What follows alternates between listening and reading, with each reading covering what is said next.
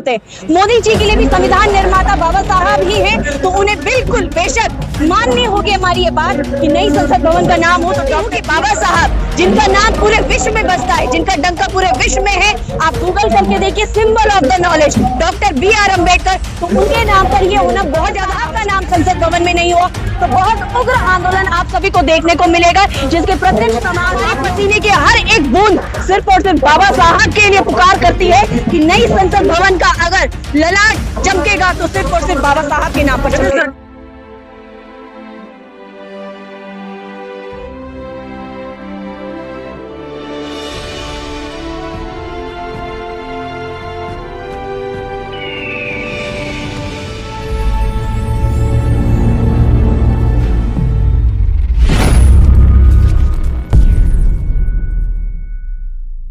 जो नई संसद बन रही है उसका नाम बाबा साहब के नाम पे रखा जाए, क्या संभव है ये?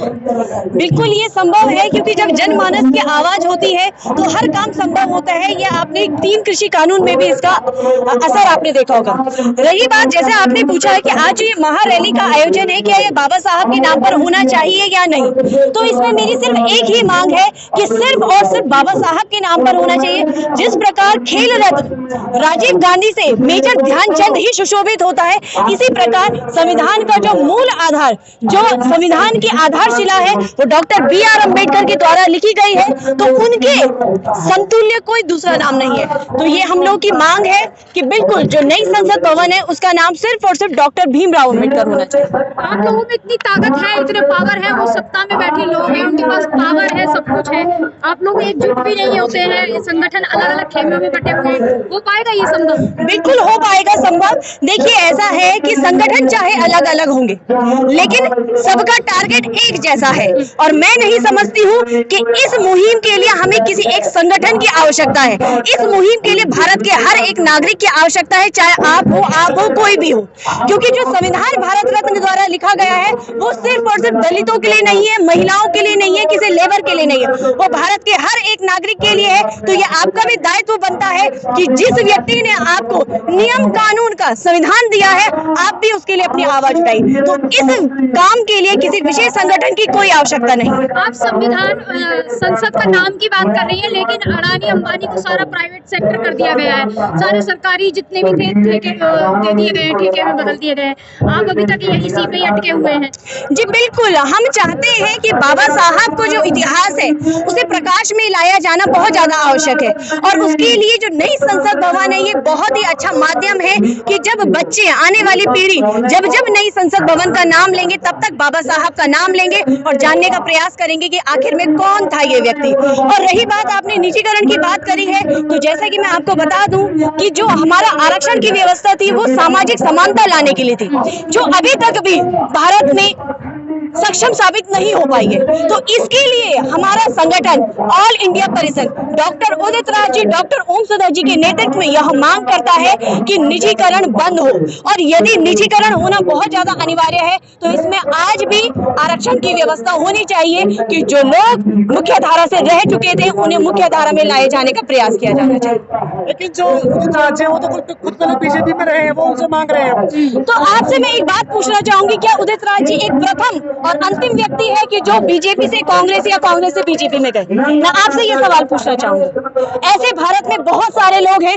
जिन्होंने दल बदला है, लेकिन उदित राज जी की एक खास बात है जो शायद आपकी नजरों में कभी नहीं आ पाई, चाहे वो बीजेपी में रहे हो चाहे कांग्रेस में हो, लेकिन उन्होंने निरंतर दलितों की आवाज उठाई है। मैंने ऐसे राजनेताओं को भी देखा है जो गद्दी पर बैठ तो जाते हैं पर आवाज नहीं उठाते, लेकिन मेरे उदित राज जी पे वो दम है कि वो संविधान की धाराओं को मानते हुए चाहे किसी भी पार्टी से रहे हो, लेकिन आवाज हमेशा दलितों की उन्होंने उठाई। लेकिन यहाँ पे जो SC/ST सांसद है 138, उनमें से तो एक भी नहीं आया है आपके साथ।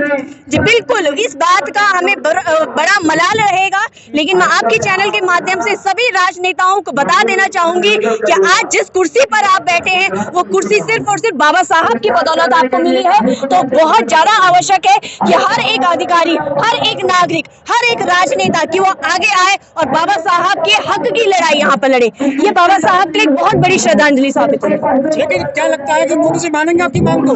बिल्कुल मांगेंगे, क्योंकि मोदी जी के लिए भी वही नियम कानून लागू होते हैं जो आपके लिए और मेरे लिए होते हैं। मोदी जी के लिए भी संविधान निर्माता बाबा साहब ही हैं, तो उन्हें बिल्कुल बेशक माननी होगी हमारी ये बात कि नई संसद भवन का नाम हो तो डॉक्टर भीमराव अम्बेडकर। किसानों ने आंदोलन किया था 13 महीने, 700 किसानों की मौत हुई थी, तब माननीय सरकार। जी बिल्कुल, तो ये एक एग्जाम्पल सेट हुआ है सरकार के लिए। अंततः निर्णय ये था कि सरकार ने अपने तीनों कानून वापस लिए हैं, तो हम वर्तमान सरकार से ये अपील करते हैं, गुजारिश करते हैं कि ये गलती पुनः दोबारा ना हो और कानून लाना और ये दोनों ही अलग मैटर है। ठीक है, यदि नाम आ जाएगा बाबा साहब का संसद के ऊपर तो दलितों को फायदा क्या होगा इससे? देखिए ऐसा है, फायदा तो घर के आगे नेम प्लेट लगाने से भी कुछ नहीं होता है।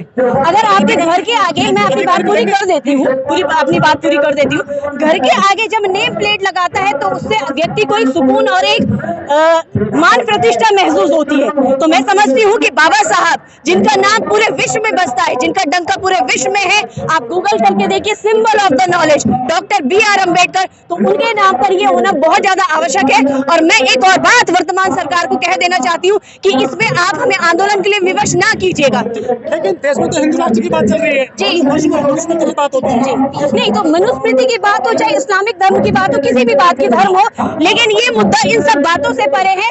बाबा साहब ने विज्ञानवाद, तर्कवाद की बात की है और पूरा भारत उसी पर ही चलता आया है और चलता आया है। मनुस्मृति की जहां पर आपने बात की है, तो आप कोई मर्डर कर दीजिए, मर्डर का निर्णय कभी भी मनुस्मृति से नहीं लिया गया है, न लिया जाएगा। उसकी संविधान बदलने की बात हो रही है देश में, तो बिल्कुल संविधान बदलने की बात हो रही है, बात तो बहुत कुछ होती है, लेकिन होता वही है जो संविधान के दायरे में होता है, और जो संविधान के दायरे में होगा वही आपके लिए भी लागू होता है, मेरे लिए भी लागू होता है और तत्कालीन सरकार के लिए भी वही लागू। कुछ लोग कह रहे हैं कि गौरवंकर के नाम पे रखी जाएगी संसद का नाम, आपको कैसे पता चला ये? बिल्कुल, ये हमारे भी कुछ सूत्र हैं, जैसे कि आप लोगों के पास कुछ जानकारियां आ जाती है, हमारे पास भी आती है, और नाम किसी का भी हो हमें उससे कोई आपत्ति नहीं है, पर हमें इस बात से आपत्ति है कि अगर बाबा साहब का नाम संसद भवन में नहीं हुआ तो बहुत उग्र आंदोलन आप सभी को देखने को मिलेगा, जिसके प्रत्यक्ष प्रमाण आप लोग भी होंगे। और दूसरी बात मैं कह देना चाहती हूँ कि जैसे भारत में एक नारा है कि दलितों की संख्या 85% है, तो आपके चैनल के माध्यम से मैं उन दलितों को आगाह और चेतना जगाने आई हूँ कि वो 85% की कीमत बताने का मौका आ चुका है कि आप आइए और अपने हक अधिकार की बात। आप जो डिमांड कर रहे हैं, कहीं मीडिया में खबर नहीं है आपकी तो मांग कर रहे हैं? नहीं, बिल्कुल हमारी मीडिया में खबर नहीं है, क्योंकि मीडिया में पर्याप्त संख्या में हमारे रिपोर्टर भी नहीं है, और आप जैसे बुद्धिजीवी लोग आए हैं, आप लोग पढ़े लिख कर यहाँ पर आए हैं, आप लोगों ने बाबा साहब का इतिहास भी जाना होगा, तो आप लोगों से हम ये अपेक्षा करते हैं कि आप जैसे और भी साथी हमारे साथ जुड़े और इस मुहिम को परवान चढ़ाएं। अच्छा, अभी आपने कहा 85 है, तो 85 जो है वो सत्ता में क्यों नहीं है अभी तक? बिल्कुल सत्ता में नहीं है, क्योंकि उसके बहुत सारे कारण हैं। हमारे लोग तो आज भी इस मुहिम में आगे नहीं आए, क्योंकि कहीं ना कहीं उन्हें सामाजिक मतभेद का सामना आज भी करना पड़ता है। आप शहरों में जाइए तो हम शहरों में कहते हैं कि अब जातिगत भेदभाव नहीं होता है, पर जातिगत भेदभाव तब होगा कि जब आप शहरों में अपनी असलियत के साथ रहेंगे। शहरों में आके लोग कास्ट बदल देते हैं, अपनी पहचान छिपा लेते हैं, तो कहीं ना कहीं समाज में जब इंद्र सिंह मेघवाल जैसा केस हो सकता है, हमारे उत्तराखंड में एक सुगी ढांग का केस हुआ था कि जहां पर भोजन माता अनुसूचित जाति की होने पर, आप लोगों ने भी वो खबर दी, क्योंकि बच्चों ने खाने का बहिष्कार कर दिया।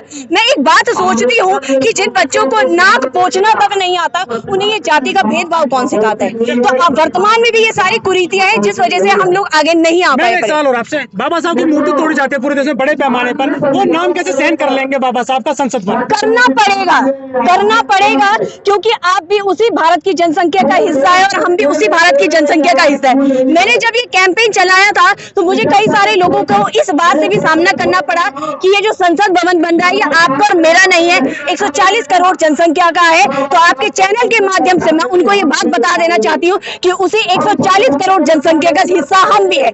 डिसीजन क्या होगा ये हमें नहीं मालूम है, पर हमारे पसीने के हर एक बूंद सिर्फ और सिर्फ बाबा साहब के लिए पुकार करती है कि नई संसद भवन का अगर ललाट चमकेगा तो सिर्फ और सिर्फ बाबा साहब के नाम पर चमकेगा। सरकार नहीं मानती तो कहाँ तक जाएगा आपका आंदोलन? बिल्कुल, हमारा आंदोलन जिस प्रकार से आपने कृषि आंदोलन में देख चुका है कि जब बातें मनवाने पे आते हैं तो आदमी किस हद तक जाता है, तो हम भी यही अपेक्षा करते हैं कि सरकार हमें विवश न करे और हम भी ऐसा ही कुछ करने को मजबूर हैं। आंदोलन की तुलना जो है बाकी जितने भी संगठन है, दलित संगठन है, उसके बराबरी से कर रहे हैं। किसानों के पास संसाधन था, बैकअप था, वो साल भर तक रुक सके थे। क्या किसी भी दलित संगठन में, किसी भी दलित बहुजन संगठन में इतनी क्षमता है जो 6 महीने सड़क पर रह सके? देखिए, बिल्कुल ये बात आपने सही कही है, पर इस बात से पहले ये बड़ा सवाल है कि हमें आंदोलन की आवश्यकता ही क्यों पड़े? क्या आप जैसे बुद्धिजीवी लोग नहीं चाहते हैं कि जो भारत रत्न है, जिसे ज्ञान का प्रतीक माना जाता है, उसका नाम संसद भवन पे हो? मैं एक बात कहना चाहती हूँ कि इसे आंदोलन का वाक्य दिया ही क्यों जा रहा, आंदोलन का शब्द दिया ही क्यों जा रहा? क्यों न दिया जाए? लोहिया ने कहा था जब सड़कें सुनसान होती है तो संसद आवारा हो जाती है। जी, अभी क्या संसद आवारा नहीं है? आपके हाथ में संविधान तो है, लेकिन संविधान के दस्तावेज जो है धीरे धीरे फाड़ दिए गए। आप कह रही हैं कि निजीकरण नहीं हो, आरक्षण हो। आरक्षण रहेगा कहाँ? जब आपकी संस्थाएं बिक जाएंगी, पब्लिक सेक्टर बिक जाएंगे, तो आरक्षण कहाँ लेंगे? तो मान्यवर, जब आप इस रैली में आए होंगे तो आपने हमारा बोर्ड और पैम्पलेट भी उसमें पढ़ा होगा, जिसमें एक मुद्दा ये भी है कि निजीकरण का विरोध हो, और अगर निजीकरण होना बहुत ज्यादा आवश्यक है भारत के विकास में, तो वहाँ पर आरक्षण व्यवस्था होना जरूरी है। 133 तकरीबन MP जो है हमारे लोकसभा में है, किसी की जुबान से आवाज नहीं निकलती है। संसद में प्रतिनिधियां चुनकर जाते हैं लेकिन आवाजें नहीं आती। क्यों? क्या हमारी अपनी खामियां नहीं है? बिल्कुल, जो खामियां हैं उन खामियों को दूर करने के लिए आप जैसे चैनल है, आप जैसे कैमरे हैं, कि जिन तक हम अपनी बातों को पहुंचा पाएंगे। ये किसी भी व्यक्ति के लिए संभव नहीं है कि भारत की 140 करोड़ जनसंख्या के पास जाए, घर घर जाए और उन्हें चेतना दे सके। उसमें आप लोगों की अहम भूमिका रहती है। तो आप लोगों के चैनल के माध्यम से मैं आप लोगों से भी आग्रह करना चाहूंगी कि आप लोग जिस दिन अपनी भूमिका को साकार साबित करेंगे तो उस दिन भारत में ये चेतना भी आएगी और लोग अपने हक अधिकारों के लिए खुलकर लड़ पाएंगे। लेकिन जो बीजेपी एक मंत्री है हेगड़े साहब, वो तो कह रहे हैं कि हम संविधान बदलने आए हैं, आप कह रहे हैं कि बाबा साहब के नाम पे संसद रख दीजिए आप नाम। देखिए, संविधान को बदलने का हिम्मत अभी तक किसी में नहीं। आप संविधान को तोड़ सकते हैं, मरोड़ सकते हैं, पर उसे खत्म अभी तक आप में से या मुझ में से कोई नहीं कर सकता। और जिस दिन ये बात आई उस दिन पूरा बहुजन समाज विवश हो जाएगा, और बहुजन समाज ही नहीं, सिर्फ आपको भी विवश होना चाहिए कि जो संविधान, जो नियम कानून आपको न्याय दिलाते हैं, उसके हक अधिकार का संरक्षण करना आपका भी दायित्व बनता है। सुदामा कोटा को तो आप रोक नहीं पाए, क्या आपको लगता है कि विवश होगा? जी बिल्कुल, हम लोग नहीं रोक पाए और उसके पीछे हम असफलता को अपना मानते हैं, लेकिन हमने ये नहीं कहा है कि हम गूंगे हो चुके हैं। हम बिल्कुल अपनी आवाज उठाएंगे। आपने बिल्कुल इस बात की बात करी। मैं ईडब्ल्यूएस कोटे पे आना चाहूंगी कि आपको मालूम होगा ईडब्ल्यूएस कोटे का जो क्राइटेरिया है वो है आपका 8 लाख रुपए सालाना, सही कह रही हूँ शायद मैं। और वही अगर हम SC/ST कोटे की बात करें तो वो है 2.5 लाख या 3 लाख ज्यादा से ज्यादा। तो 8 लाख का मतलब होता है कि जो व्यक्ति मासिक आय ले रहा है 65,000 या 60,000, वो व्यक्ति गरीब कहाँ से? यानी कि ये सरकार की कहीं ना कहीं हमारे साथ एक धोखा है। और उसमें आपके चैनल के माध्यम से मैं सारे बहुजनों को जगाना चाहूंगी कि जागिए और अपनी आवाज को उठाइए। आपकी आवाज डॉक्टर उदित राज बने हैं, उनकी आवाज को आपकी आवाज की सहायता है। आपका आंदोलन कहाँ तक जाएगा? क्या संगठन है आपका? संगठन क्या है आपका? किस तरह से आप कैंपेन चला रहे हैं इसके लिए? जी बिल्कुल, हमारे संगठन का नाम है ऑल इंडिया परिसंघ SC/ST OBC माइनॉरिटीज, इसमें सभी इसके अंतर्गत आते हैं। और लोगों के अंदर चेतना जगाने का हमने काम किया है, उसी का ही प्रमाण है। मैं उत्तराखंड से हूँ और उत्तराखंड के साथ ही भारत के 28 राज्य के लोग यहाँ पर आए हैं, प्रतिनिधित्व कर रहे हैं। तो ये दिल्ली की बात है, ऐसा ही कुछ हमारे हर राज्य में चल रहा है। हर राज्य में अखिल भारतीय परिसंघ का डंका बजता है और लोग हमारे साथ जुड़ते हैं। परिसंघ की बात नहीं कर रहा हूँ मैं, बहुजन संगठनों की बात कर रहा हूँ।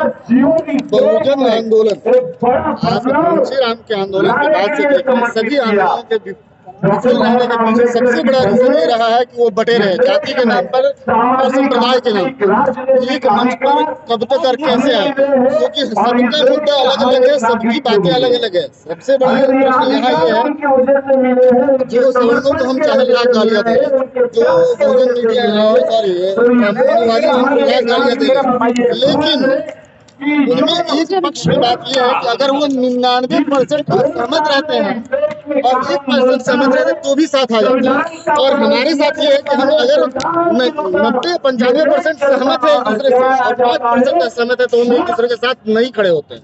देखिए, ऐसा होता है मान्यवर की परिवर्तन आने में समय लगता है और इसमें भी समय लगेगा, लेकिन वो समय बहुत ज्यादा दूर नहीं है। लोगों को समझ में आ रहा है कि साध्य कुछ भी हो, माध्यम कुछ भी हो सकता है, लेकिन टारगेट सबका एक ही है कि बहुजनों के हित अधिकार की बात करना। वही ऑल इंडिया परिसंघ भी कर रहे हैं और अन्य संगठन भी कर रहे हैं। और मैं एक भारत की नागरिक होने के नाते, एक बहुजन बेटी होने के नाते आपके चैनल से ये बात कह देना चाहती हूँ कि जो संगठन हमारे हित अधिकारों की बात उठाएगा, हम बेशक उसके साथ खड़े हैं, चाहे वो संगठन कोई, पर बात है कि हमारे हक अधिकारों की बात वहां पर होनी चाहिए।